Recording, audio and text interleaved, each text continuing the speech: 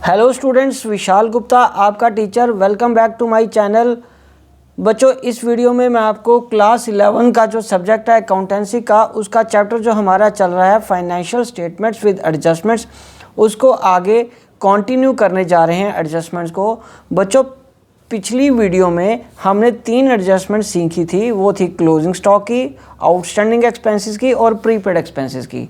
और इस वीडियो में हम नेक्स्ट 3 एडजस्टमेंट सीखेंगे कि कैसे करते हैं उसको फाइनेंशियल स्टेटमेंट्स में। ठीक है जी। वो है डेप्रिसिएशन की, अक्रूड इनकम की और अर्नड इनकम। तो चलो एक एक करके मैं आपको इसका बताता जाता हूँ कि इसको कैसे सॉल्व करना है।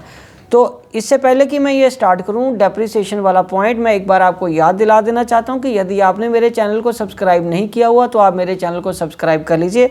और अकाउंटेंसी के साथ साथ बाकी सारे सब्जेक्ट्स का क्लास +1 का कोर्स भी प्लेलिस्ट में फ़ोल्डर्स अवेलेबल है, वहाँ से देख के उसको कर लीजिए और रिवीजन भी मेरे साथ कर लेना।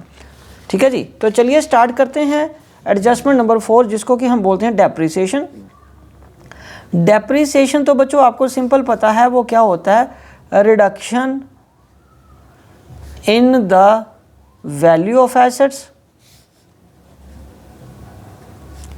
ठीक है जी, due to passage of time और यूसेज। ठीक है जी, यूसेज। ओके बच्चों, चलिए अब हम आगे बढ़ते हैं कि इसका अकाउंटिंग ट्रीटमेंट कैसे करते हैं। अब हम बात करेंगे इसका accounting treatment in financial statements. तो पहले इसकी मैं आपको बताता हूँ कि जर्नल एंट्री क्या आएगी। जर्नल एंट्री जो बनेगी इसकी बनेगी डेप्रिसिएशन अकाउंट को हम क्या कर देंगे, डेबिट कर देंगे। डेप्रिसिएशन अकाउंट को हम क्या करेंगे, डेबिट टू एसेट। हम इसको फिक्स्ड एसेट भी मैं वर्ड लिख लेता हूँ। ठीक है जी। और वो उस फॉर्म में वो प्लांट एंड मशीनरी भी हो सकता है। ठीक है जी। टू फर्नीचर भी हो सकता है। ठीक है बच्चों। तो चलो अब इसको मैं बताता हूँ कि किस तरीके से किस अकाउंट में ये जाना है। तो पहले नेचुरली जो डेप्रिसिएशन है वो प्रॉफिट एंड लॉस अकाउंट में जाएगी, और साथ में मैं आपको बताऊंगा कि वो बैलेंस शीट में हम उसको कैसे शो करेंगे। तो प्रॉफिट एंड लॉस में तो ये बच्चों आएगी डेबिट साइड में। डेबिट साइड में टू डेप्रिसिएशन करके ये इसका एक्सपेंस बन जाएगा। मान लो आपके पास प्लांट या फर्नीचर दोनों की ही साथ में ही है, तो यहाँ पे उसकी आप वैल्यू लिख लोगे। से ये 5000 की है और से ये 2000 की है। ठीक है बच्चों। तो बैलेंस शीट में इसको कैसे लिखेंगे, अलग होती है। बैलेंस शीट में है, मैं सिर्फ एसेट साइड बच्चों आपको दिखा रहा हूँ। एसेट साइड ये तो आपकी लायबिलिटी साइड आ जाएगी ना। ठीक है, उसको हम छोड़ रहे हैं फिलहाल। ये सिर्फ एसेट साइड में मैं आपको बता रहा हूँ कि एसेट साइड में कैसे आएगा। एसेट साइड में कैसे आएगा, ये मान लो आपका प्लांट की वैल्यू 50,000 है, तो लेस इसमें से हम डेप्रिसिएशन करेंगे 5,000। ठीक है जी। और 45,000 यहाँ पे शो हो जाएगा। और उसके बाद क्या है बच्चों, फर्नीचर। फर्नीचर कितने का है, से 20,000 का, और उसमें से 2,000 की डेप्रिसिएशन हमने क्या कर दी, लेस डेप्रिसिएशन 2,000 करके ये 18,000 आ गया। ठीक है जी। तो इस तरीके से हम इसको प्रेजेंट करेंगे। ओके जी। चलिए अब हम आगे बढ़ते हैं। नेक्स्ट जो एडजस्टमेंट है, नेक्स्ट एडजस्टमेंट को कौन सी है, एक्रूड इनकम। एक्रूड इनकम का मतलब इनकम ड्यू हो चुकी है लेकिन अभी हमें मिली नहीं है। तो इसका अकाउंटिंग ट्रीटमेंट क्या होगा वो हम बात करेंगे।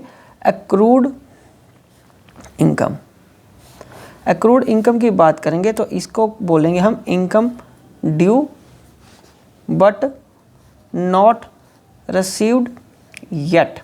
ठीक है जी। तो ये हमारी एक तरह की क्या हो जाएगी, फिर एसेट हो जाएगी।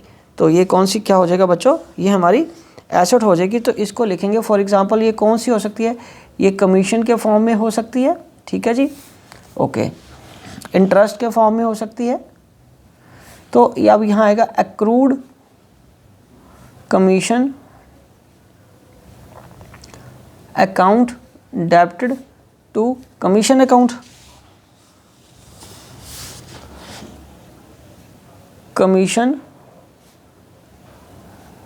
Received account. ठीक है बच्चों। चलो अब हम इसका करते हैं। इसको पहले हम दिखाएंगे P&L अकाउंट में। तो P&L अकाउंट में बच्चों इसको कैसे दिखाएंगे, ये देखिए ये इसको हम क्रेडिट साइड में लिखेंगे, ठीक है। बाय कमीशन करके से 4000 की ऑलरेडी थी, तो ऐड अगर एक्रूड है, एक्रूड इनकम, ठीक है, तो वो 500 आ जाएगी जो कि कमीशन के फॉर्म में इनकम, तो ये 4500 का हम यहाँ पे एडजस्टमेंट कर देंगे। और अब हमारा क्या बनेगा, बैलेंस शीट। तो बच्चों बैलेंस शीट का क्या आएगा, बैलेंस शीट में हमारे पास यहाँ पे 2 साइड्स होती है बच्चों, ये हमारी लायबिलिटी साइड है और रुपीस ये हमारी कौन सी बेटा, एसेट साइड। तो इसमें आ जाएगा एक्रूड कमीशन, करंट एसेट्स के अंडर लिखा जाएगा एक्रूड कमीशन 500, ठीक है बच्चों। चलो ये थी हमारी एक्रूड इनकम की एडजस्टमेंट। अब हम आगे बढ़ते हैं बच्चों, जो नेक्स्ट हमारी एडजस्टमेंट है वो किसकी थी, अनअर्न्ड, अनअर्न्ड इनकम। तो बच्चों इसका मतलब क्या होता है, amount received but not yet due. हमें एडवांस में पैसे मिल गए हैं, मतलब एडवांस पेमेंट रिसीव्ड और एडवांस इनकम रिसीव्ड, ठीक है जी। तो इसमें आएगा प्रॉफिट एंड लॉस अकाउंट में,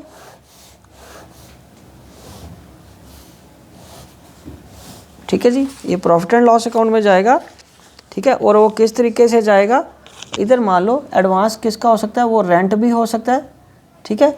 और ये आएगा क्रेडिट साइड, ये आएगा बाय, फॉर एग्जांपल रेंट है 6000 का, लेस रिसीव्ड इन एडवांस 400 रुपया है, तो ये 5600 रुपया यहाँ पे आ जाएगा। और बैलेंस शीट में हम इसको कैसे दिखाएंगे,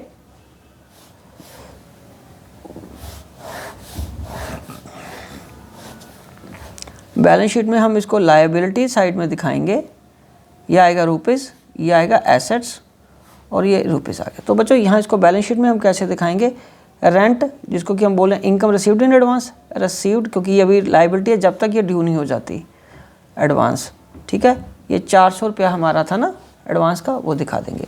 और इसकी जर्नल एंट्री कैसे आएगी बेटा, वो जर्नल एंट्री क्या बनेगी इसकी, rent received account debited to rent received in advance, ठीक है बच्चों। ये एंट्री बनेगी 400 रुपये की, ओके। ये एक इमेजिनरी फिगर्स के साथ मैंने आपको सॉल्व करके दिया है। तो बच्चों आप इसी तरीके से एडजस्टमेंट को, चाहे कोई भी बुक हो, किसी भी बुक सा क्वेश्चन हो, आप उसको देख के कंप्लीट कर सकते हो। कोई भी दिक्कत आती है तो आप अपनी क्वेरी मेरे को कमेंट बॉक्स में सेंड करिए, मैं उसका सूटेबल रिप्लाई आपको ज़रूर दूंगा, ठीक है। तब तक आप ये 6 एडजस्टमेंट करिए, बाकी एडजस्टमेंट्स हम अगली वीडियो में करेंगे। Wishing you good luck.